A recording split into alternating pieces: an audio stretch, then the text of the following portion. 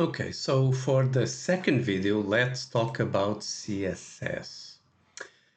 And the first thing we will do is add the OutSystems UI dependency. Just add everything. So we have the theme of OutSystems UI. And why am I adding this? This is not mandatory, of course. The reason is for me to be able to use these classes that we have here for typography, utility classes, well, this kind of stuff. I usually don't use any of the blocks of OutSystems UI, so I build everything from scratch. But most of the projects, they do have OutSystems UI theme as a dependency. So, well, let's try to emulate that as much as possible. So I'm adding here OutSystems UI. Of course, I will need to have my custom theme. I will call it master class. I will say that the base theme of master class is the OutSystems UI, and I will say that master class is the default theme of the entire application, of this module at least. Okay, so master class comes here, and I say that the base theme of master class is OutSystems UI, and that's it. And with this implementation, I will get some styling from the browser.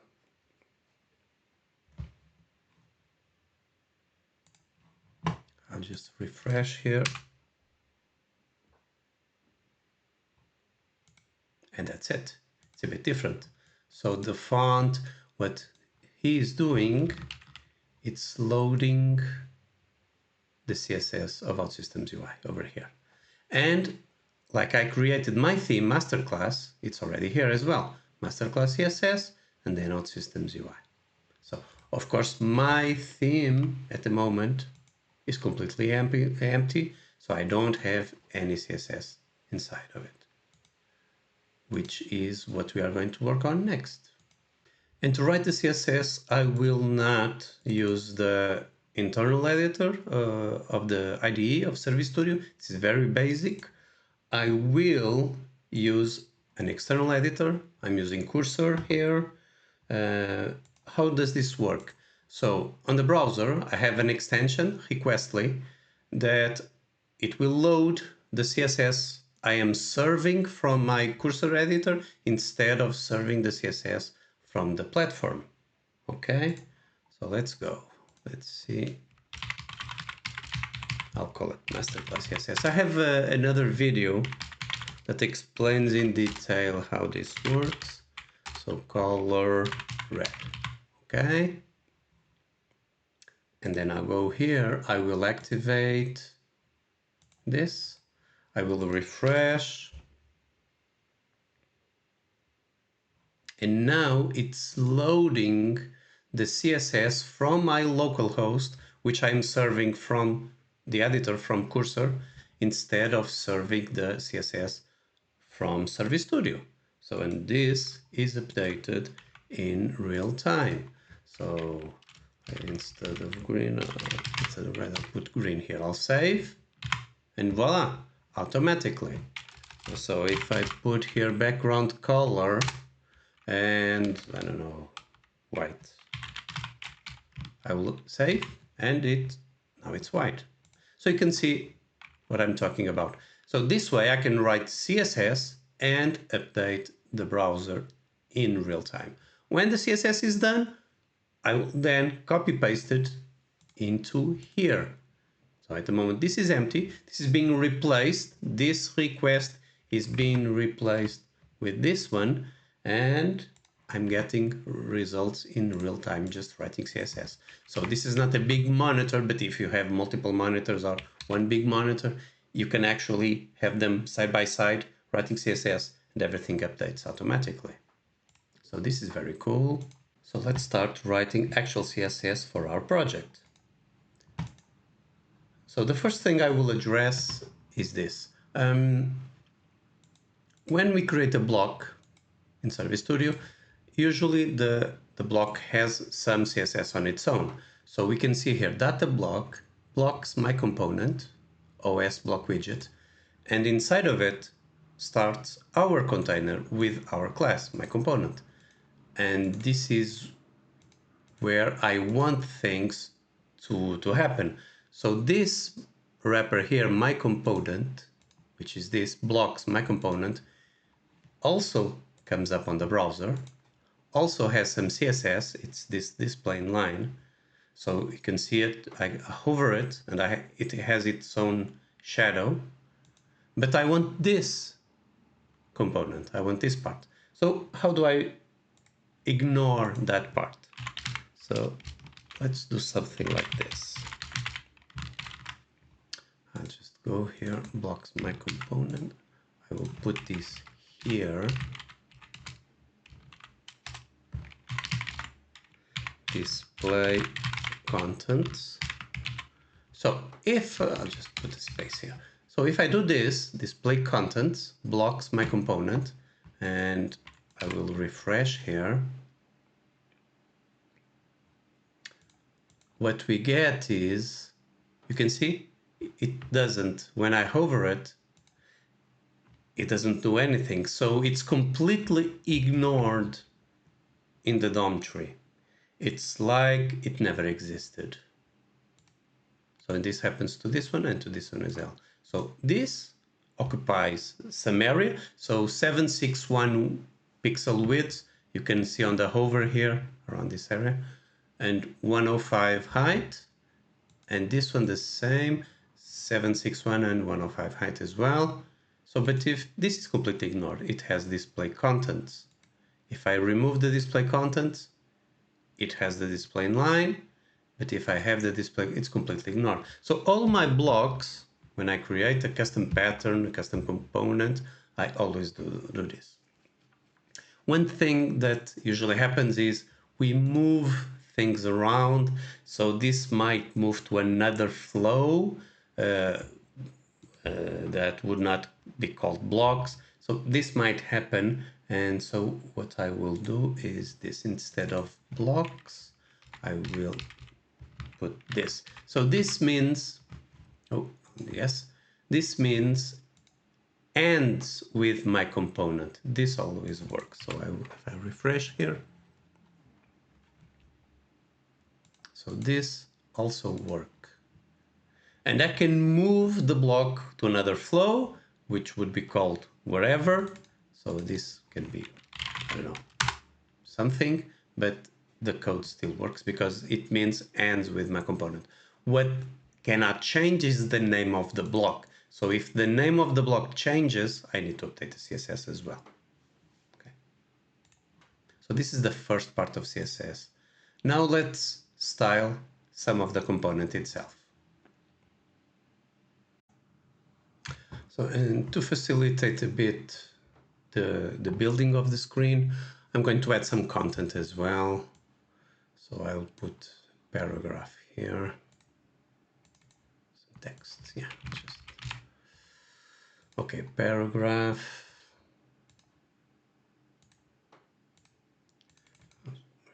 This, so a paragraph here, a paragraph in the end, and another paragraph in the middle, just some content. So paragraph, my block, another paragraph, my block, another paragraph. Oh, one thing I haven't done yet is this.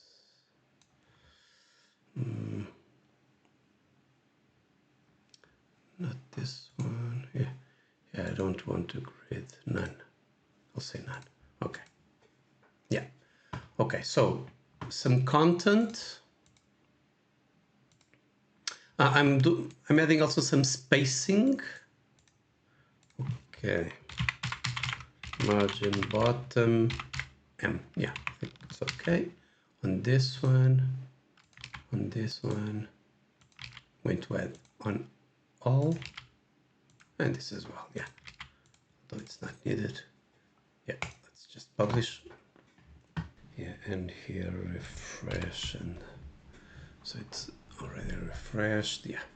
Okay, so what we have here, a paragraph, then my block, which is not this class, it's this one, and then I have the margin. Can you see the margin bottom? It's that yellowish, so you can see it here as well. You have the margin, and so we have on all of them. So one of the things I want to do as well, let me just go here to the, so let me check here. I'll just copy paste some CSS I have on the side. So this just to have something here, okay, and then my component. Okay, I'll just copy some CSS here that I have on the side. Okay, something like this. And I'm styling as well the header. So for the header, which if you remember, my component header.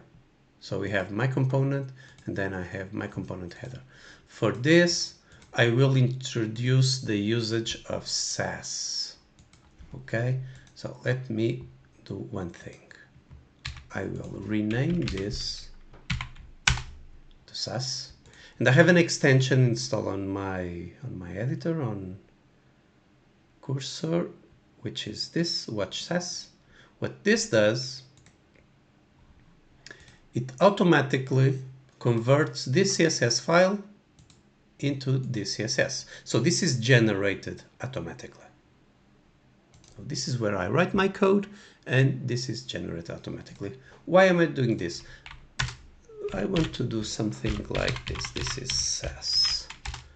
So let me just fetch here some CSS I have on the side. Okay, what this does, my component header, this generates something like this. So you see my component, then my component header, and then I have a selector, my component header hover. So what I write like this gets generated like this. So take a look at SASS. I think you'll love it. So this is updated automatically. So it should be updated automatically. Let's see what. Okay, now it's running. It wasn't running. So what we have here? So we have some hover. You have some transition. We have a pointer. You can see here some padding. Okay, this is some CSS that we have. Let me add some more CSS.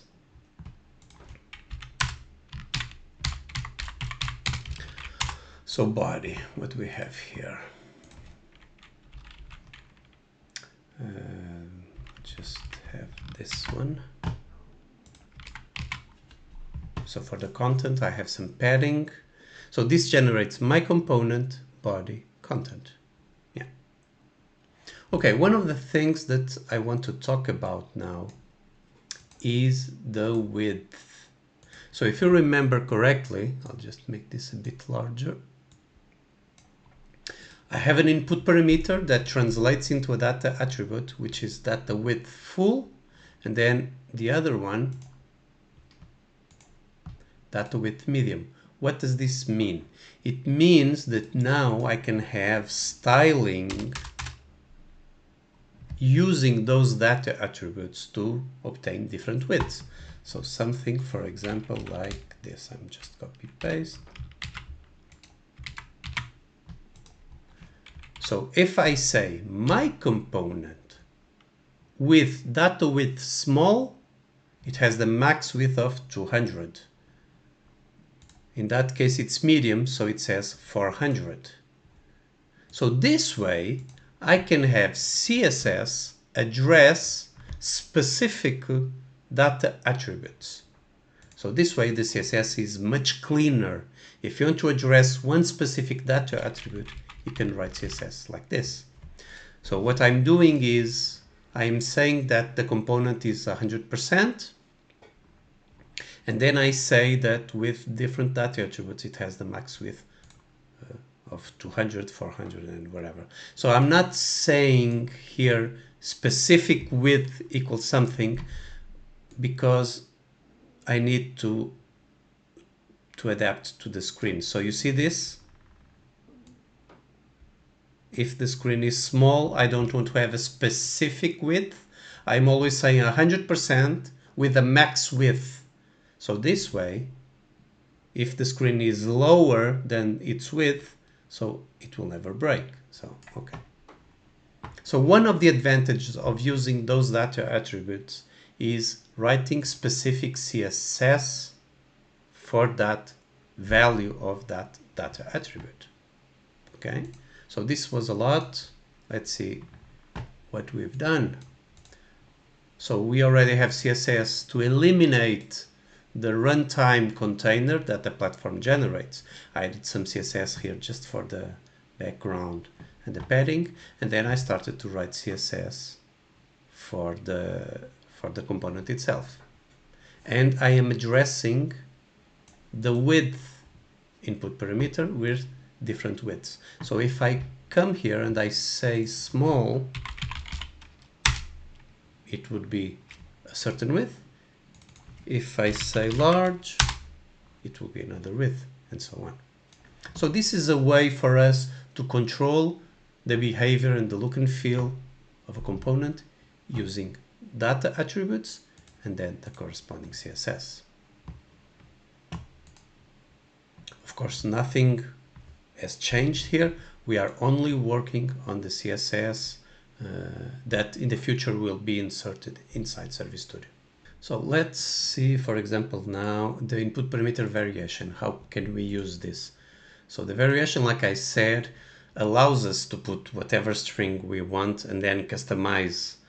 So it's a bit different than the extended class. In the extended class, we use generic modifiers. We use generic CSS classes that are appended and they can be used all over. In here, in variation, usually you use something specific to this component.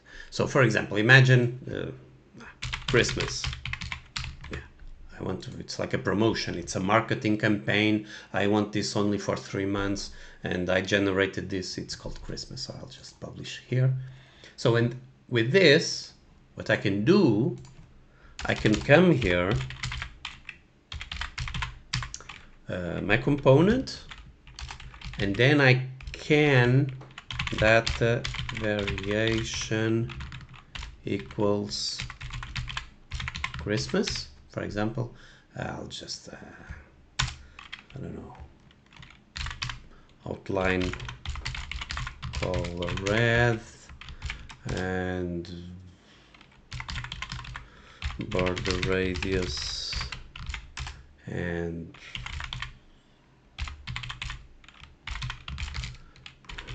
just italic. Yeah, just let's see. That's very. Oh, I'm missing something here. Yeah. Okay, data variation Christmas. Okay, what this does. Let me go to the browser. I need to refresh because I updated in Service Studio.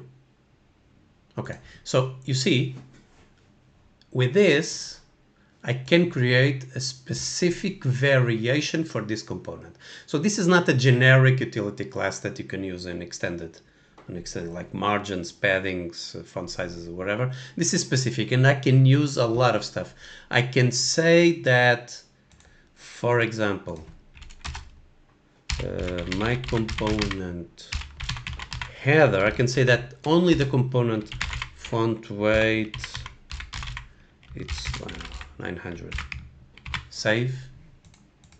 Oh, sorry, it's hyphen. Okay, you see automatically it updated. So I can put a lot of stuff here, all inside a data variation identifier, which is called Christmas. So usually this allows me to have different skinnings, different theming. Sometimes I call it theme of the same component. And this can change because updating CSS is not a break-in change. So even if the component was created like a year ago, 2 years ago, with this, I can change a lot of stuff. I even can change, if I'm using flex, the order of stuff, and so it's quite powerful. This is the usage I usually have for the variation input parameter. So the final one is open. It's the last one that we need to address, is open. So but the default is false. What does this mean? Let me come here. Is open false? So but well, I'm actually showing everything. So let me style the false and then style the true. So the default is false, so I can style it directly here. Let me see. So the body, I'll add a max height 0. So okay, so it doesn't have a height. Oh, but it's still showing overflow hidden, something like this. Okay, so this is the default.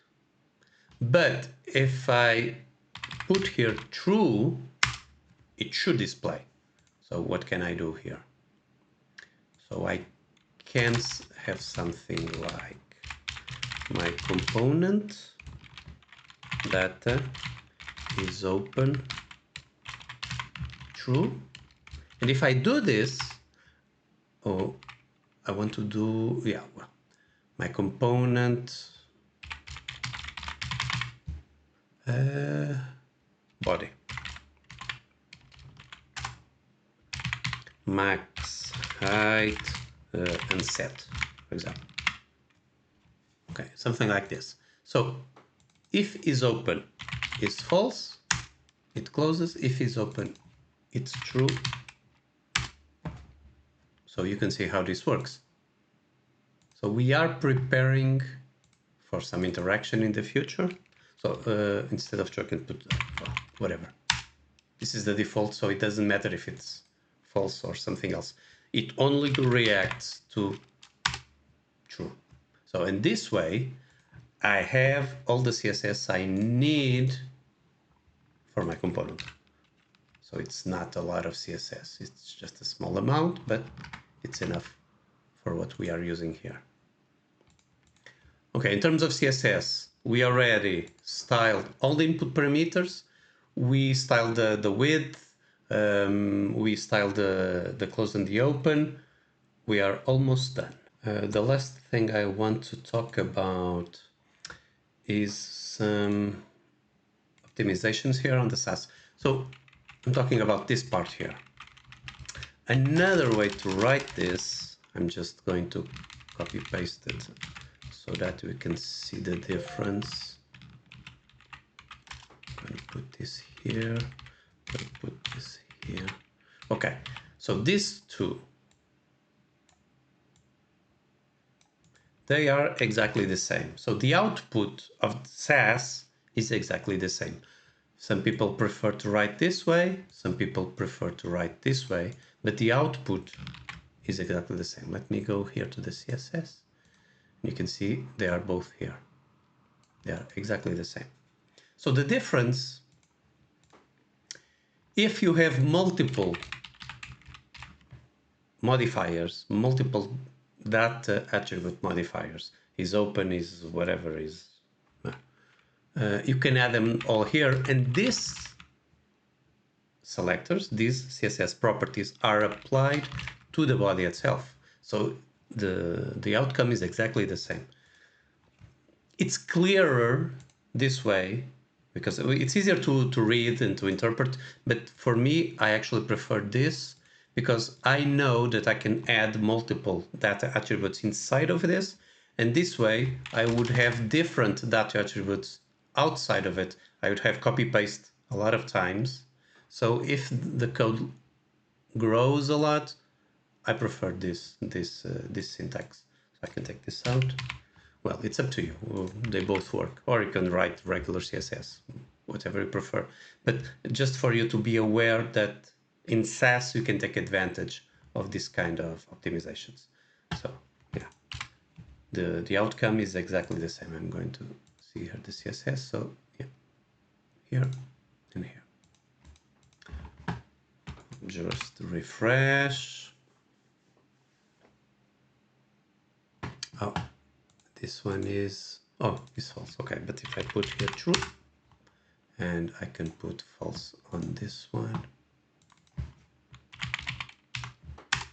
One thing to note, CSS is case sensitive. So this, you see, it doesn't work. So it needs to be this. So CSS is case sensitive, just to be aware of that. And that's it in terms of CSS. I think we're pretty much done. Oh, I almost forgot. So we are talking about SASS, and one of the main advantages of SASS is the use of partials. So let's see how we can take advantage of that. So a SASS file is transformed on a CSS file. So this is why we have masterclass and another masterclass CSS. But one thing we can do is create partials. So for example, I'm going to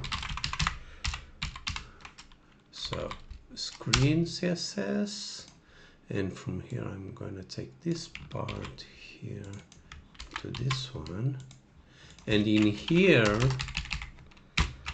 I'm gonna use screen CSS. This part. Okay, so what this does is import a partial. It's identified with an underscore in the beginning, so it does not create a screen CSS. So we have screen SCSS is not converted to a screen CSS because it's a partial. So the only one that's converted is this. But if you take a look at the final CSS, so it is here.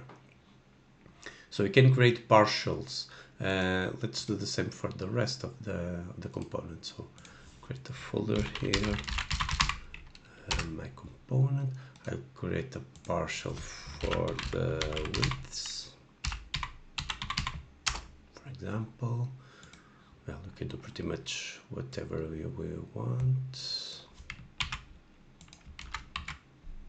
Okay, and in here, well, let's take advantage of AI, so it does pretty much everything for us. So I'll close everything. So you can see the generated has everything, but now we have different files separated, so our code is a lot cleaner. Let's create one for variations. We can put this here. Oh, the order of the use, so it's the order by which the CSS will be generated. So this is important if we want that. In this case, it doesn't matter because everything is with the same priority. I'll take this. I'll create base. I'll put it here. Base. So I'll put base in the beginning just because it makes sense. The widths, I'll take the variations above the widths. Yeah, okay. And yeah, I'll take this to the base as well. Yeah.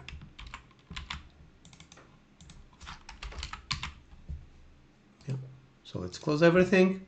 So we see this usually is called the index. So the index with all the imports. So the screen, component, base, variations, widths, and this way we can have a big team of developers. They are all working in a big design system, a big theme ecosystem, or different themes. All the CSS is separated in different files. You can have different people, different developers working on different parts of the repository, and everything will be compiled into one single file. So this is the generated CSS. So the final thing is to pick this, put this in our theme. I'll just put this a bit bigger here. So all the CSS is here. I will publish.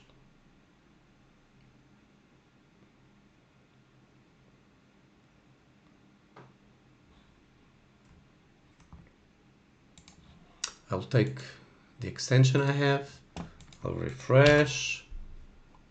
So now the CSS is coming from the actual Service Studio. We can see here. So the CSS that well, let's go to the network. So this is the CSS. So this is actually the CSS being run, and everything works. Oh no, it's not interactive yet, of course. Yeah. So it is open. Yeah, and the CSS is coming from Service Studio. And that's it for the CSS part. See you on the JavaScript part. Bye-bye.